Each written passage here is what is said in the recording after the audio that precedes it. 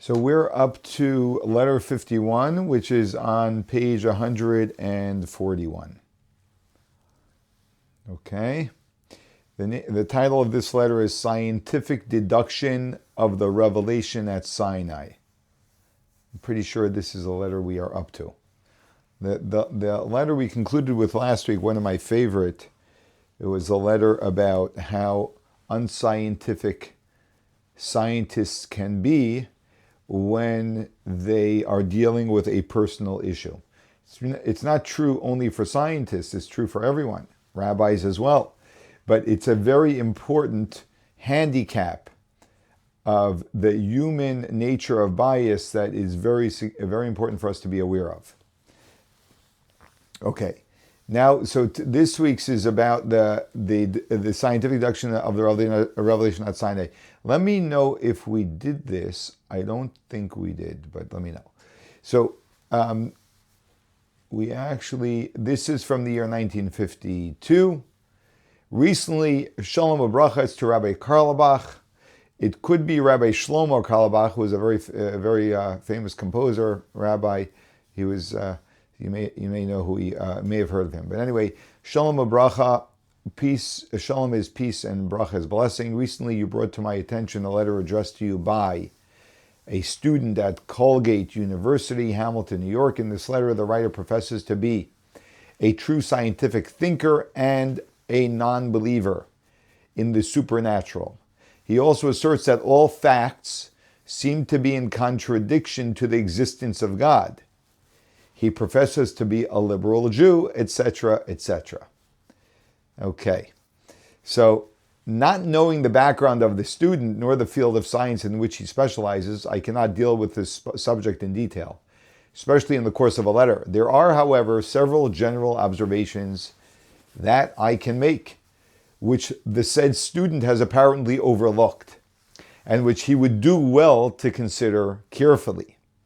Number one, science did not come with foregone conclusions and beliefs with the idea of reconciling and adjusting facts to these beliefs. Rather, the opposite. It deals with facts, then formulates opinions and conclusions. To approach a subject with one's mind made up beforehand is not true scientific thinking, but a contradiction to it. In other words, science is really investigative by nature, based on the facts as we know them. And then will formulate certain opinions and conclusions based on those facts. But science does not come with a preconceived notion of what the facts are and then insist that everything revolve around it. So that's point number one that the Rebbe makes. And number two, science requires that no conclusion can be valid before a thorough study and research was made on the subject. The question, therefore, presents itself: how much time and effort had the above-mentioned writer devote to the study of religion to justify his conclusion on the subject? So the Rebbe says, did he spend a lot of time investigating, learning about religion before he has a comment? I always, say, how much time did you spend studying the subject of God? Most people will admit that it wasn't more than 2 minutes of time, right? Like, did you ever read a single book on God? Right now, there are some people who have, but most people have not done much study about God at all, yet they have a strong opinion about God. So that's the point the Rebbe is saying. How do you have such a strong opinion if you never really tackle the subject? Number three, a fact is considered any event or phenomenon testified by witnesses, especially where the evidence is identical and comes from witnesses of varied interests, education, social background, age, etc.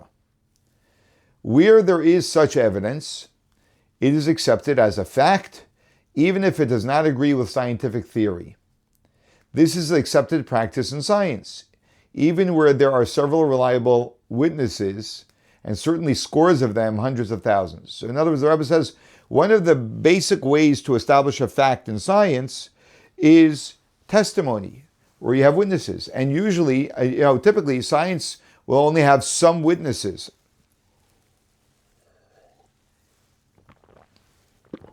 So the more witnesses you have, and the more varied they are, the more the stronger the evidence is.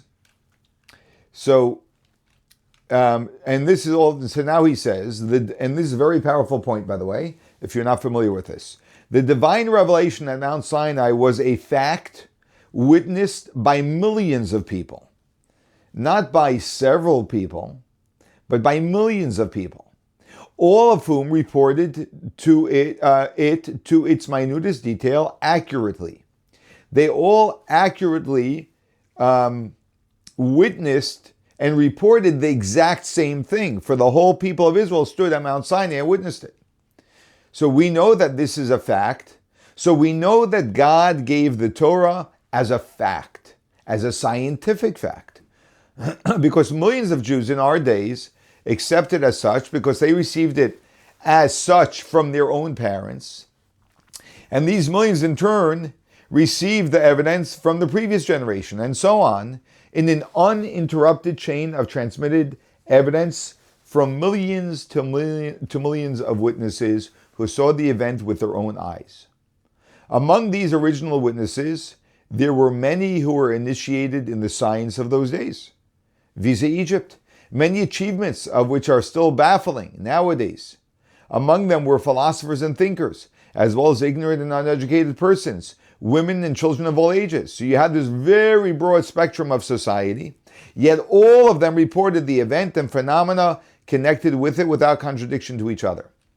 Essentially, the Rebbe is repeating what the Kuzari writes, but the Rebbe is elaborating some additional details, I think, beyond what the Kuzari writes, about the broad spectrum of types of people and how science today relies on evidence of witnesses. So therefore, basically, based on scientific method of determining facts, the Torah, the giving of the Torah by God at Mount Sinai is the most compelling of all facts. There's hardly any event in all of history that had millions of people of varied segments of society that have all witnessed the same thing. Such a fact is certainly indisputable.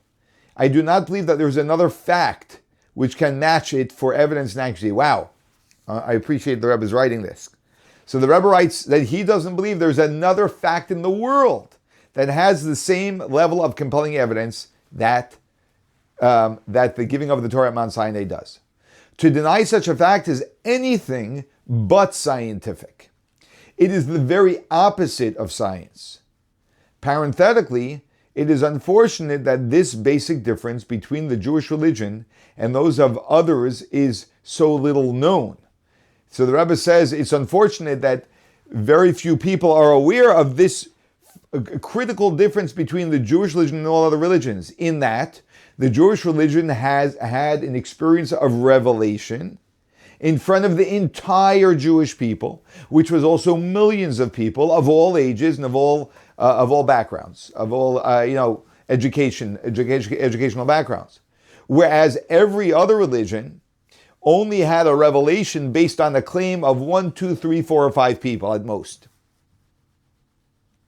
Which, and I say use the word claim because now it's a claim. It's only a few people who claim to have had a revelation, especially that most religions are based on the claim of an individual. Now, surely that's very difficult to trust. I mean, you can trust, but it requires full trust because it's a claim that no one else experienced. The Torah, Judaism's claim of the Torah being from Mount Sinai, and that we had revelation is not a claim; it's a fact. Right? There's a huge difference between the two. I mean, incomparable. So the Rebbe says it's unfortunate that the basic difference between the Jewish religion and those of others is so little known. For the Jewish religion is the only one that is not based on a single founder or a few, but is based on the divine revelation witnessed by all the people, numbering several millions. I just had the teen mitzvah club over at our home for Shabbos, and the girls ask, we do a Stump the Rabbi. So I forgot exactly what the question was, but I asked them if they're familiar with the Civil War in the United States that occurred in the United States, and they were. So they're getting a good education in American history. So I said, are you sure that it happened? And they said, we're absolutely sure it happened. I said, I agree with you, it happened. How many Americans witnessed it? From the American people, what percentage of Americans witnessed it? They don't know and I don't know, but it's a small percentage. Let's just say it's even 20%, which, it was the people on the battlefield who witnessed it, right? Most people didn't see anything, right? And yet we know it as a fact. Imagine if every single American witnessed it. It would be indisputable. It would be as scientific as you can possibly get in verifying a fact. That is the giving of the Torah, and there is not a single event in all of history, which is why the Rebbe says that there's no other fact, where everyone of a group, of a nation, actually saw this event happening. It's important for us to know this. The answer also, the statement that the acceptance of the Torah as being the only truth is dangerous. So this student also said that the acceptance of the Torah as being the only truth is dangerous since its authors were only men. And as men, they could not have been incorrigible, infallible. They must have made mistakes. So the Rebbe says Jews accept the Torah precisely because it was given by God. It's not written by men. This is an invention of people, unfortunately of Jews, who, sadly attempted to corrupt Judaism by saying that the Torah is a book that's written by men, when we have the greatest evidence possible that the Torah was given by God. So it was given by God, not by men, and it was given in the presence of millions of people who have seen it and heard it with their own eyes and ears. That is why the Torah is the absolute truth, for God is absolute. I am enclosing an extra copy should you wish to forward it to your correspondent. So the Rebbe was responding to the rabbi who was asking about a student who asked him these questions. And the Rebbe said, I'm including a copy of the letter so you can actually forward the letter to the student. Okay. In uninterrupted tradition, 1954, Brooklyn, New York, blessing and peace and blessing. I have received your letter on June 13th, in which, after a brief biographical outline of yourself, you present your problem, namely that you recently became aware of a feeling of apathy and indifference to the religious rites and practices due to a perplexing doubt as to the authenticity of the Jewish tradition, by which you undoubtedly mean the Torah and mitzvahs, and you wonder how their authenticity may logically be proved. So he basically said that I'm feeling a sense of apathy, of indifference, of observing Torah and mitzvahs, because I've come to realize that its authenticity is very questionable. That's what the writer writes to the Rebbe. You can probably already answer this question, right? Based on the previous letter.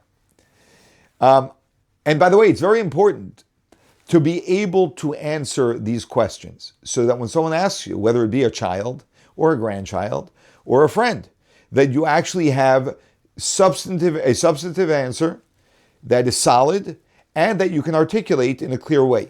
That would be very helpful for people around you. Because a lot of people have these questions and they never heard these things.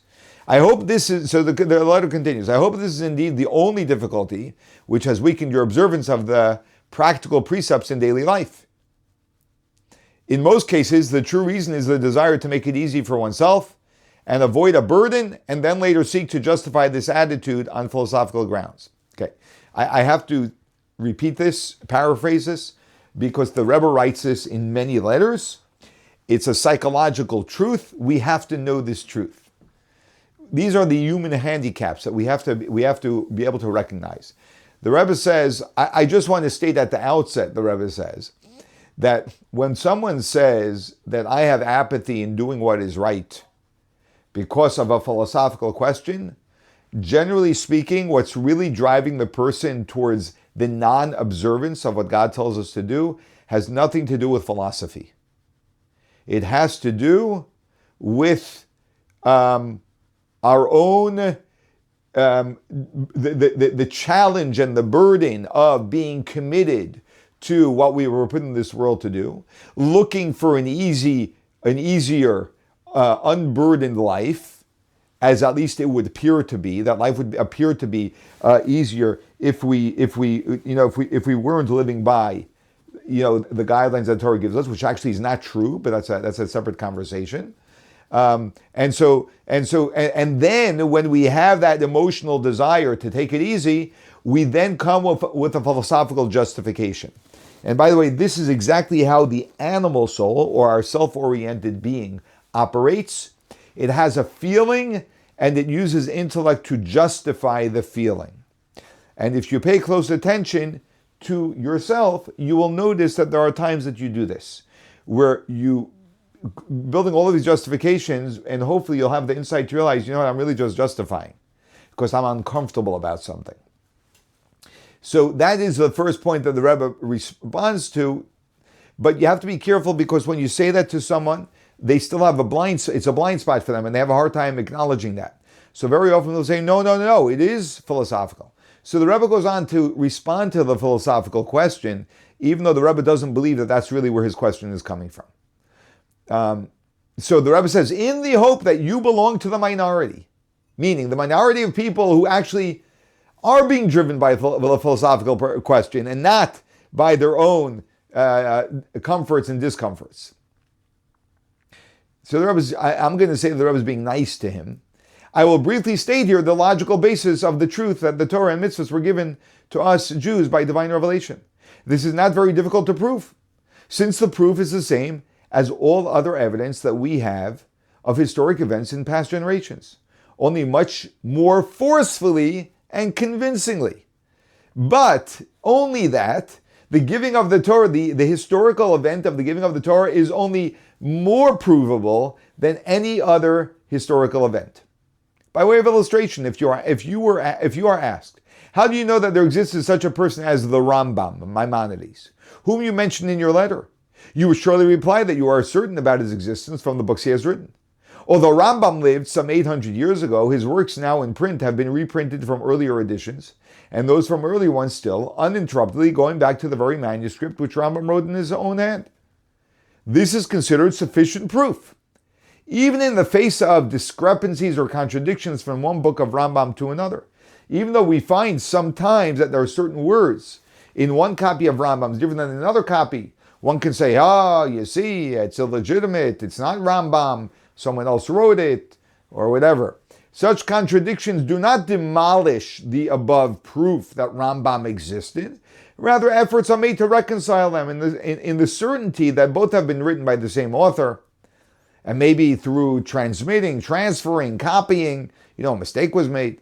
The same kind of proof substantiates any historic past, which we ourselves have not witnessed, and all normal people accept them without question, except those who for some reason are interested in falsification. Unless someone has an agenda, they have some reason that drives them to falsify a historic claim that everyone knows to be true.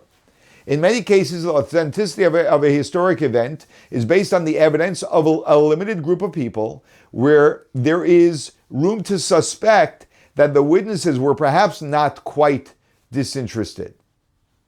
Nonetheless, because there is nothing to compel us to be suspicious, and especially if we can check the evidence and counter-check it, it is accepted as a fact. From the above point of view, any doubts you may have about the authenticity of Jewish tradition should be quickly dispelled. As you know, the Reform movement is but a few decades old. The Reform movement started in the, 1700s, or 1800s, maybe it would be more accurate, the 1800s. And even now, they and other apikorsim, that's other heretics, are insignificant by comparison to the faithful, though there may be many among the latter who have not got the strength to overcome their passions or temptations, and consequently neglect the observance of mitzvah strictly. So the Rebbe is saying like this. So you just have to understand, the Rebbe was always very respectful of everyone. At the same time, the Rebbe is bringing out a very important point here. So he's emphasizing that the Reform movement is only a few decades old, number one. Before a few decades, it didn't exist. All of the beliefs of the Reform movement, which you may or may not be familiar with, did not exist. They're the ones who invented the idea, terribly and tragically, that the Torah was written by numerous authors. It wasn't given by God. Until the 1800s, every Jew believed that the Torah was given by God at Mount Sinai. This is a modern day invention, number one. And number two, the Rebbe also says that although there are many people who are not religious, the only reason they're not religious is because of, like he said before, because of their passions and temptations, the unwillingness to commit to a way of religious life, which is which is an undertaking and a commitment. And I'll say also, I'm just going to add that most, especially today, 2026, most Jews who are not religious simply weren't raised with it, so they don't know of it, right? But it's not like they have a philosophy and a belief that the Torah was not given by God and that it was written by multiple authors or any other such ideas, God forbid. At any rate, millions of Jews knew and still do that God is the author of the Torah Shebechsav, the written Torah, and the Torah Shebal Peh, the oral Torah, which he gave to his people, Israel, not only to study, but to observe in practice in daily life and make it a condition of the existence and welfare of our people as a whole, and of the true happiness of every individual member of our nation. How do these millions of individuals know? How did millions of Jews throughout history, throughout 3,000 years of history, right, know, in fact, that the Torah is from God? Millions of Jews and the millions of Jews that preceded them, and these in turn from their fathers, and so on uninterruptedly back to the millions of Jews. If we include women and children, and those above and below the age range of 600,000 male adults. In other words, the Torah tells us that there were 600 male adults between the age of 20 and 60 at Mount Sinai. So if you make an assessment, if there were 600,000 men between 20 and 60, we can assume there were about 600,000 women between 20 and 60. And then you can assume there were probably 1 million children, boys and girls, from 0 to 20. All right, then there may have been another 1 million men and women over the age of 60. So you come out to 3 million people at least who witnessed the divine revelation at Sinai. So you have 3 million people estimated, or every member of our nation was at Mount Sinai. We were all there, who witnessed the divine revelation at Sinai, and through all these generations, the very same content has been traditionally handed down. It was never questioned, right? Everyone knew. Why did everyone know? Because all 3 million people testified, right? They all said, we experienced it. And what they experienced was exactly the same. It wasn't like they had different experiences. There was any question in what everyone experienced.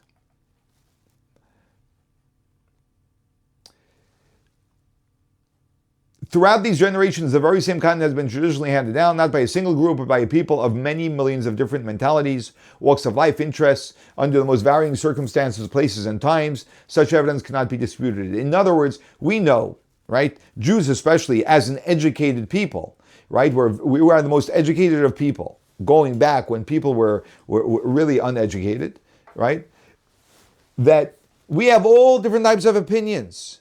And we embrace questions and opinions and perspectives. But when it came to the Torah, no one disagreed. There were no different opinions. Everyone agreed that the Torah was given by God at Mount Sinai. Why suddenly does everyone agree? Because that was a historical fact that was passed down from parent to child. And there was no room for there to be any questioning. So this is really fascinating, and that comes with. You have all different types of interesting people, as we know, who look at the world very, very different ways. You're right, even amongst the Jewish people, and yet everyone agreed everyone saw this the same. That's the point that the Rebbe is making. It is difficult in the course of a letter to elaborate, but I am sure that even the brief above analysis should dispel any of your doubts, if indeed you had any serious doubts. I was saying, if indeed you have serious doubts, meaning, again, implying that this may all be coming from your animal soul's desire to be comfortable and take it easy. As to the authenticity of our tradition, I trust you will from now on not permit anything to weaken your observance of the mitzvahs, whose very observance of itself illumines the mind and soul more than any philosophical book can ever do. The study of Torah, the wisdom of the Torah, will illuminate your mind and your soul more than anything else can possibly do. Why would the Rebbe say something like that? Very simple. Because the Torah is the wisdom of God. You cannot compare the wisdom of God to human wisdom, which is so limited. I shall be glad to hear good news from you, and I wish you success with blessing. Signed by Nissen Mendel. That's one of the Rebbe's secretaries who wrote his English letters. My son-in-law's name is Nissen, who is a great-grandson of Nissen Mendel, and so that's my connection to Nissen Mendel. I want to add, which is really a class in and of itself, but I just want to add this point, which can help make this more compelling for you. That if you take, we did this in a course, but when someone wants to create, let's say you want to create a movement, which we're going to call a cult. Okay, you want to create a cult, which is basically what invented religions are, right? So you want to create a cult. So you say that you had revelation. You say you had revelation, right?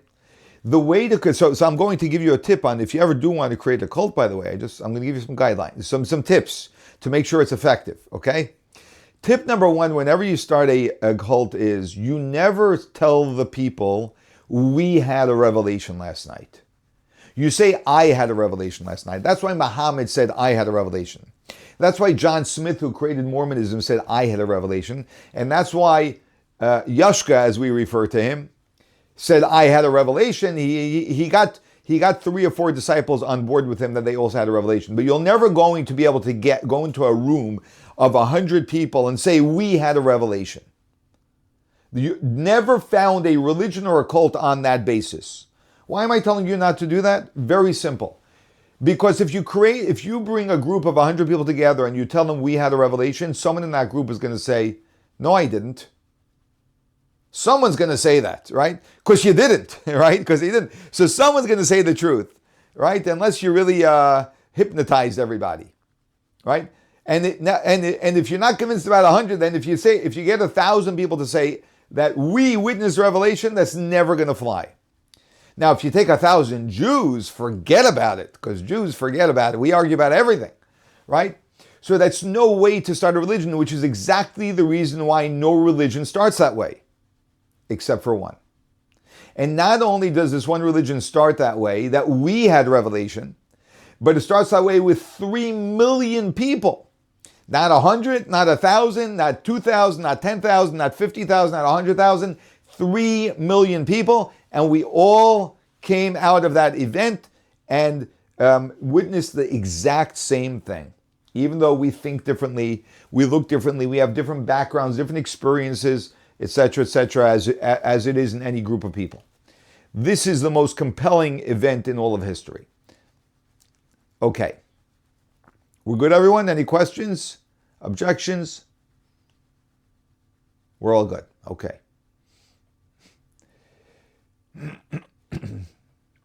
This letter,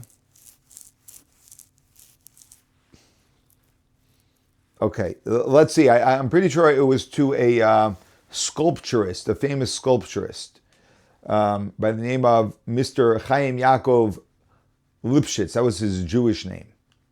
In Italy, in 1972. Greeting and blessing. I was sorry to hear that you were not feeling too well, but I trust that by the time this letter reaches you, your health will have improved satisfactorily, inasmuch as there is always room for improvement.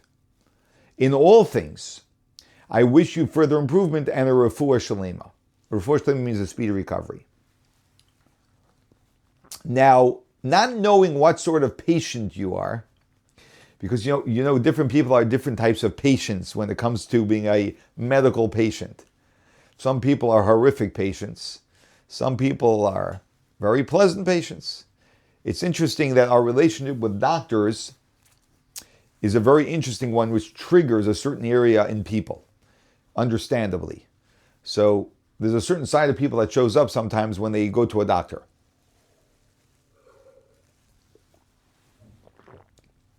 So the Rebbe says, not knowing what sort of patient you are, I take the liberty of expressing my confident hope that you follow your doctor's instructions. There are some people who always know better than doctors. We always know better than the doctor. The Rebbe says that we have an instruction from the Torah, we're going to see, he's going to say, that to follow a doctor's instructions. Why? Because God sends his blessing through our doctors. Health, God sends through a doctor. So a livelihood, God sends through business. Even if this may entail an enforced period of rest and interruption in your work, which no doubt you would be inclined to mitigate against, nevertheless, I am confident that you will overcome this so as to expedite your complete recuperation. In other words, the Rebbe is saying, please take off from work as your doctor tells you to, because that will assist you in ensuring you get a complete recovery, which will help you get back to your work in a proper manner. As we know, sometimes people are so eager to get back to their work, they don't let themselves heal properly, and that prolongs their issues. It's customary for Jews to reconnect everything with the weekly portion of the Torah. Significantly, we read in this week's Sedra, in this week's Torah portion, V'rapo Yirape. The Rebbe is writing the Sedra, we read, that's Parshas Mishpatim in the book of Exodus, V'rapo Yirape, and healing you shall heal. This is where God gives instructions to doctors to heal, which our sages explain to be the mandate of physicians to heal and cure. Moreover, our illustrious teacher, the Rambam, who was a famous physician in the plain sense, the Rambam was a doctor, as well as a great spiritual healer, made it a point in his great code to paraphrase the Rambam and to apply it in the area which we had occasion to discuss. And they say that what the Rambam is expressing here is that in order that the physical body be fit to serve God, that is to say, to elevate and to sublimate the physical into the spiritual, or to bring bring out the spirituality of the material. In order for someone to do that, which is the key to the all-embracing divine unity, it's necessary that the physical body be in a good state of health, as good state and healthy. In other words, if someone wants to serve God, right, and bring about in the world an awareness of God, to elevate this physical world to an awareness of the divine, you have to be a healthy person to be able to do things. And so the Rebbe would always quote this. He would say, Hayos haguf bari midarke Hashemu. There's a quote from Maimonides that the Rebbe would always quote, that keeping one's body healthy is part of the ways of God. So when we take care of ourselves for the purpose of being able to serve God, that's divine. That's actually a holy thing to do. When we're taking care of ourselves because we, for other vain reasons, that's not divine. But it should be done for a divine purpose. I might add, the Rebbe says, that in your own sphere of sculpture, right, he was a sculpturist, as I said earlier, this is also self-evident. For in order to create an idea out of a piece of inert matter, whether metal, wood, or stone, it is of course necessary that the material will be in a good state. There's quality to materials. So I trust that you will not consider me presumptuous in trespassing upon your domain. However, I only wish to impress upon you the essential thing, namely the need to follow your doctor's instructions, wishing you a refuah shlema, a complete healing, and with the kindest regards to you and your family. Okay, now this letter, the Rebbe is going to add another point about healing. And that is that your body is not yours. By the way, this idea that your body is not yours is a significant point that has significant impact on perspective, which is why it's very important. When we are clear that our body is not ours, it was given to us as a tool by God to use, then the way we interact with our body is very different. Like teenagers say, "What? I can smoke weed, I can take drugs. It's my body, I can do whatever I want with it." No, it's not your body actually, and you can't do whatever you want with it. So a whole different perspective. You have a great responsibility with your body, right? So this puts on, you can see what impact this perspective has on many things that we often will decide about whether we should do or not.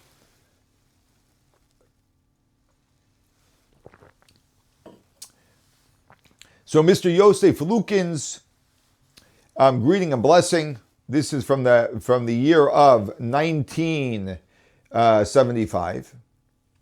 I was sorry to hear that you have not been in the best of health. I trust that you are carrying out the instructions of your doctor, especially as this is also a basic teaching of our Torah, as it is written, V'rapo Yirape, that the healing you shall surely hear. No doubt you also heard the saying of our sages that the physical are nechasav shel HaKadosh Baruch Hu, that the physical are the belongings of Almighty God.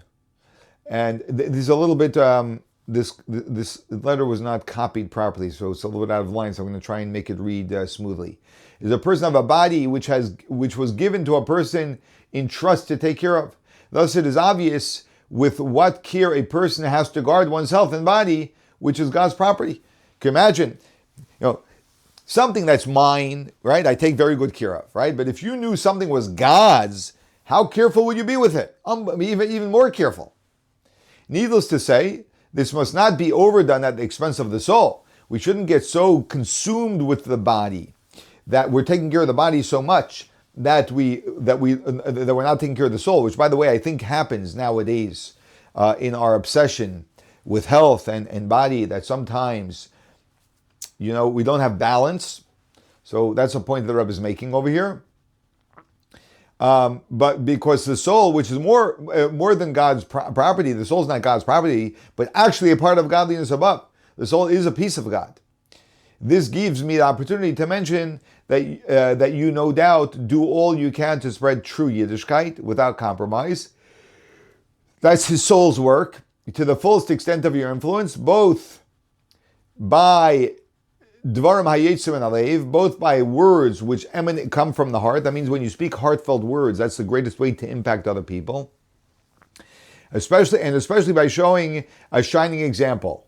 Knowing of your family background and having had the pleasure of meeting your parents, it is surely unnecessary to elaborate on the above at greater length, with prayerful wishes for good health and hoping to hear good news from you and all the above. With blessings. Okay. We're doing okay, everyone? Okay. Now we have a letter from 1957 that is of discussing the balance of intellect and feeling. This is a fine balance that we all have to carry. It's not such an easy balance to carry between what we understand and what we feel. Some people, their feelings are very dominant and they drive their intellect, meaning which is not a healthy way to operate, which means I feel something and then I justify it. Some people are so intellectual they become emotionally detached from reality, which is not healthy either. So we'll see what context the Rebbe is discussing this. Greetings is to a Dr. William Mendelson. Greetings and blessings. I was gratified to learn from Rabbi Schildkraut that you gave him your special attention, and particularly in connection with the surgery which you performed on him. A physician is, of course, the authorized agent through whom God sends a cure to a sick person. Do you see how the Rebbe describes what a physician is? Is an authorized agent of God through whom, through the doctor, God sends the cure. And needless to say, it is not only the physician's skill that is important, but also his cordial attitude towards his patients.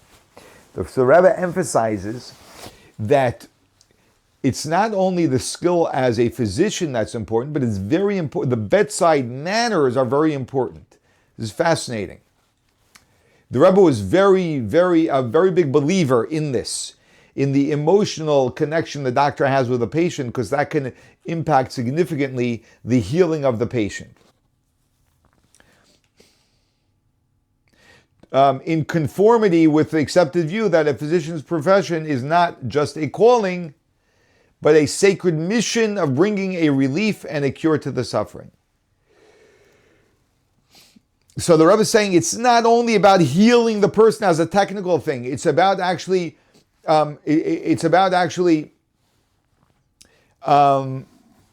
bringing relief, and relief could be emotional relief to a person as well. Hence, a personal attitude and even a personal bond with the patient often goes a long way towards bringing him the necessary relief and cure. Now, I suspect we all know this because there are some doctors we've gone to who are completely indifferent to us. They're very intellectual, right? Matter of fact, right? And then there are some doctors who are very friendly and we feel much more safe around them. And by the way, we'll listen to them much more quickly, typically. Although in the case of a surgeon, a subjective attitude may, in a sense, present a problem.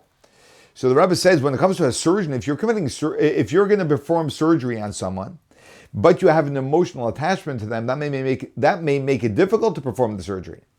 So that's what the Rebbe is insinuating here. In the case of a surgeon, a subjective attitude may, in a sense, present a problem, since the surgeon must operate with perfect calmness, without being distracted by personal emotion.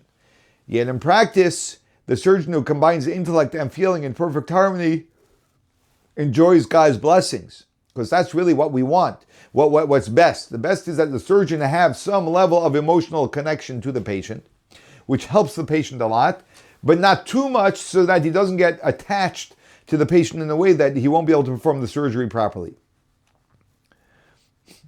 And he enjoys God's blessings, so that he is not only not distracted by his feelings, but rather the contrary, is greatly helped thereby. That it motivates him to want to make sure to perform an excellent surgery for this person because he cares so much about them. And this is one of the great balances of life, to be able to have an emotional connection with someone else, but at the same time not too emotional where we start becoming unable to be productive in our relationship with them. Parenthetically, one of the significant lessons and influences of tefillin, which, as you know, is placed on the arm facing the heart and on the head facing the brain, is to teach us and help us to harmonize the two and to subjugate both to the services of God and mankind, making the complete and perfect man. One of the reasons why we put tefillin on the arm, which is next to the heart, and the head, which is next to the brain, is to remind us, that there needs to be a nice balance between mind, intellect, and heart, and that both the mind and the heart need to be directed by God, by divine perspective, by divine instruction. All this is in keeping with the idea of monotheism, of which our Jewish people have been privileged to be the bearer throughout the ages. This is the idea that a perfect unity pervades everything, the macrocosm as well as the microcosm. Accordingly, in human life, we do not consider the body and soul as two separate universes, but two aspects of the same microcosm.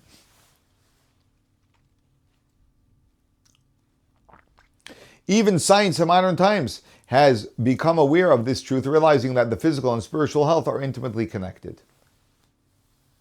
And in fact, as we see that when we are in a healthy emotional state, we heal much more quickly, right? When a person has faith, they heal much more quickly. I trust, therefore, that in treating your patients physically, you also help them spiritually, which in general terms means to strengthen their bond with the source of life, the creator of the universe, and the giver of the Torah, in the way we are taught in our Torah, the law of life, how to realize and strengthen the said bonds in the most effective and in the fullest measure. I do not want to say thank you for your personal attention, Rabbi Schildkraut, but instead I would rather extend to you my prayerful wishes that for many, many years to come, the Almighty grant you the strength and the skill to help those who turn to you, both physically and spiritually, and as God's reward is in kind, but in a very generous measure, may the Almighty reward you and all yours with good health, both physically and spiritually. Very nice. How are we doing, everyone? We're good? Moving right along. Okay. The Rebbe had emissaries, shluchim, he has, but emissaries of shluchim in Melbourne, Australia, This letter is from the year 1961, and it's to Mrs. Devorah Groner. Mrs. Devorah Groner was the shlucha, the Rebbitzin, the wife of the head shliach, we call him, in Melbourne, Australia, who is a blessed memory. I think Mrs. Devorah Groner is still living, but her husband has passed away. I believe that's the case. But and this is a letter to her from 1961. Now you have to realize that someone to fly to Australia in 1961 was a very different trip than it is today. Today it's quite a long trip. Then it was a much more difficult trip, and you were literally in a different universe. You couldn't just pick up a phone and call someone on WhatsApp, and the Jewish community was far from developed at that time.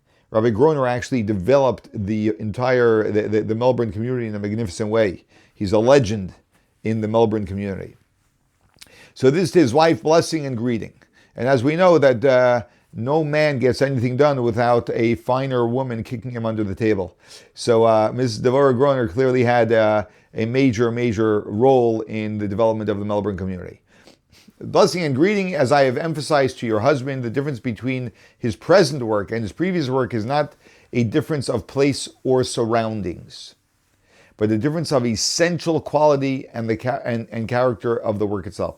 It seems that she wrote a letter to the Rebbe about the difficulty of the task that the Rebbe had given him, which was really, it was an unbelievable task that the Rebbe gave him, which is really to take on the leadership of an entire community. And so the Rebbe is writing to her that firstly, his previous work, I believe his previous work was as a principal of a school in Buffalo, New York, if I'm not mistaken.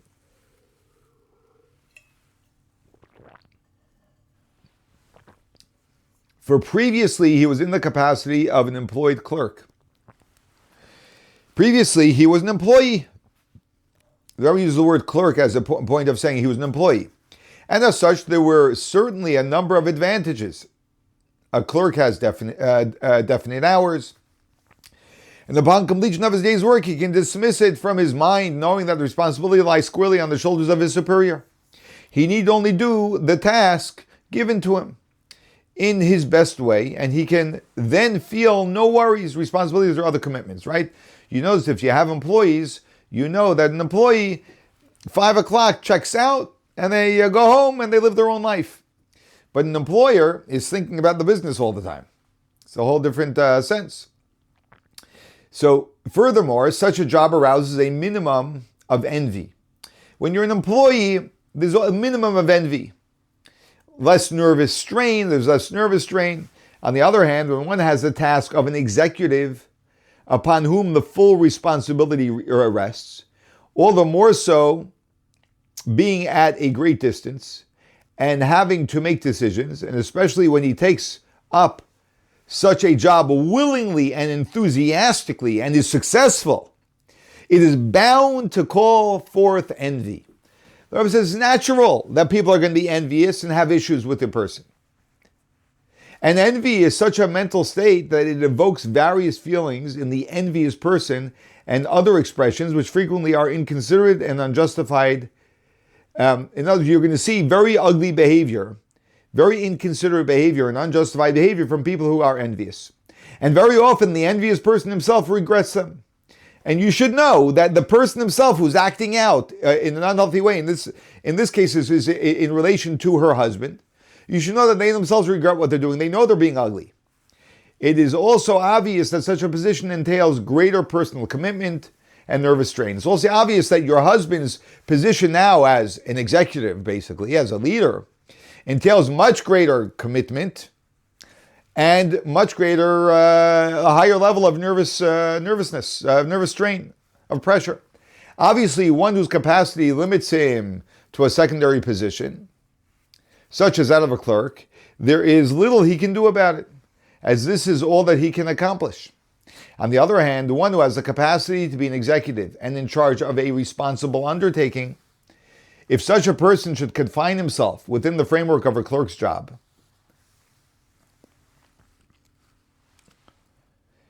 it would be a gross injustice even for himself not to mention to the cause. In other words, things like this. If you take someone who has the capacity to be an executive and you make them a clerk, they're going to feel like they're imprisoned. They're going to feel so confined. And it would be a big injustice to the person and their capabilities. Not to mention a big injustice to the cause of what this person can produce for the community. It is written, more knowledge, more pain. And the more knowledge and, or as we say in English, ignorance is bliss, right? Sure, ignorance is bliss, but you can't do much with ignorance. And more knowledge is more pain. And the more knowledge and advanced person, and the more knowledgeable and advanced person is inevitably involved in more complicated things. That comes with, being more skilled makes your life more complicated. It does. But it gives you the ability to achieve so much more. One can say, I don't want to be on the higher level.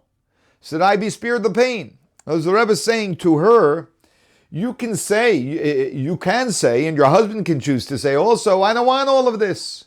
I want to have an easy life. But this would be like a person saying, I don't want to be a human being. I want to be like an animal and be spared of the pain associated with human life and decisions and all of that, right? Would a human being ever consider that? Never. May God grant that you make your decision in a way that will be a truly good for you both, materially and spiritually, and that you have good news to report. Basically, the Rebbe is saying, that we have to own up to who God designed us to be, and realize that our talents and our abilities and our capabilities demands from us. And those demands are not always pleasant, but they're deeply fulfilling and meaningful. So the key over here also is that when someone has a capability and they don't live it out, right? They live a passive life. It's an empty life. It's not a deep and meaningful life. But if someone leads a deep and meaningful life, they're going to have a quote unquote harassed life. They're going to have a lot of pressure and a lot of different things, but they're producing and they're doing things which are very significant and very meaningful. All right, let's do one final letter. I believe is going to be the final letter. That's letter 57. Don't limit yourself to your ambitions. Ooh, wow.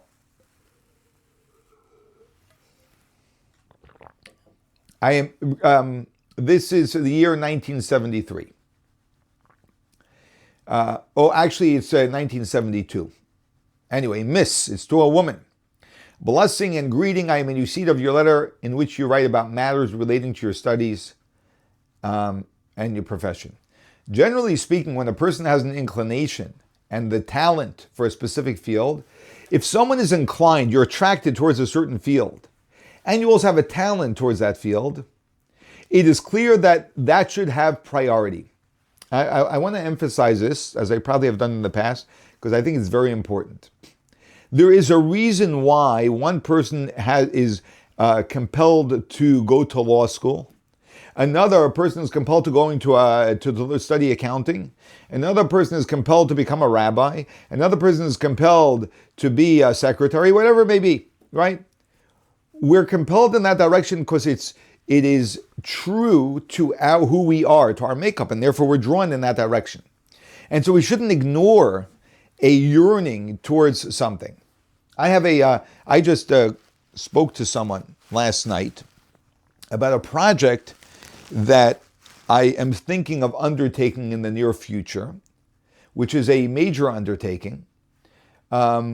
Really doesn't serve me in any direct way. It's primarily going to be of great service to Jewish study, and which the person pointed out to me. Do you realize what you're undertaking?